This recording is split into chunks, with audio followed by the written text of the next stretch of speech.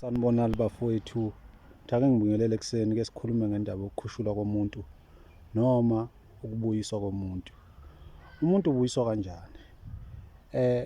Uma kuwumnumzana wekhaya mhlawumbe ubaba owumnumzana wekhaya womuzi osephelele oseganiwe kwaphelela, uyena muntu owenzelwa isihlangu. Kodwa umuntu ongakagwani akenzelwa isihlangu, wenzelwa ibheshu ngoba usasebafaneni.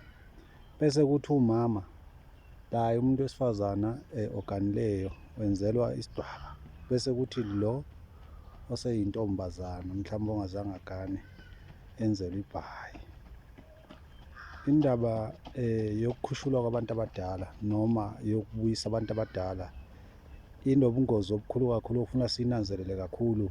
Uma ekhaya phakathi komuzi kunomsindo kungazwani, funa ukuthi ngaleso sikhathi bahlale phansi bayilungise leyo ndaba phambi kokuthi baqhubeke bayenze leyo nto leyo, ngoba lo msebenzi udinga ukuthi kube ney'nhliziyo ey'hlangeneyo, abantu abadala bahlangane. Njengoba makade kuqala kubanga umsindo phakathi kwekhaya kuba khona ukuxabana, kusho khona ukuthi nasemathungeni lokhu kukhona umsindo, ngoba ezinye izinto kumele sizicabange ukuthi uma sibona kukhona imisindo phakathi kwamakhaya noma abantu belwa belimazana, izinto zakudala ezadlula ezazikade zenzeka kulaba ababephila emuva, amathongo namadlozi.